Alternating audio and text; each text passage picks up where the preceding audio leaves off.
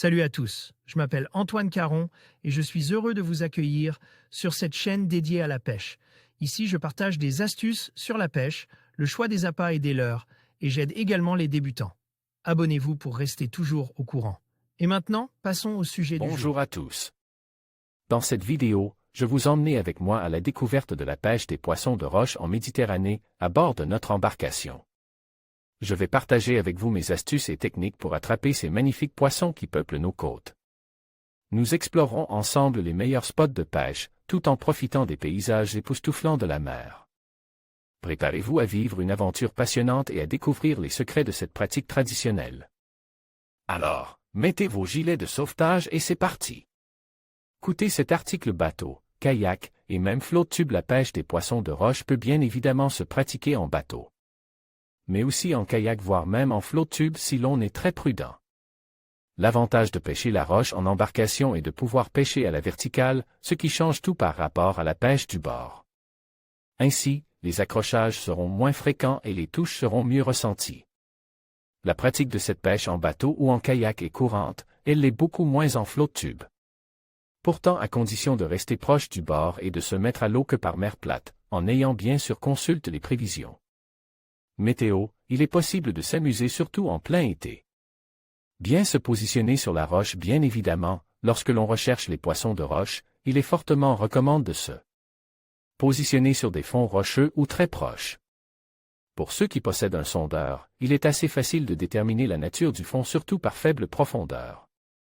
Si vous n'avez pas de sondeur, quelques indices restent déterminants. Tout d'abord, si vous désirez pêcher girelle ou saran, poisson très commun, sachez qu'une fois votre appât au fond, il ne faut généralement que quelques secondes pour ressentir les touches. Si ce n'est pas le cas, il y a deux options, soit vous n'avez plus d'appât sur elle, hameçon, soit vous n'êtes tout simplement pas sur de la roche. L'autre moyen facile de déterminer votre position est de faire attention à la couleur des poissons, plus précisément des girelles. Si vous remontez des girelles aux couleurs plutôt sombres, c'est que vous êtes bien sur des fonds rocheux. Si les girelles commencent à avoir des livrées plus claires, c'est que vous vous rapprochez du sable ou que vous êtes à proximité. Autre cas, si vous n'avez pas ou très peu de touches, vous êtes peut-être sur une prairie de posidonie. Vous vous en rendrez compte en ramenant un bout de tige de posidonie sur elle, hameçon.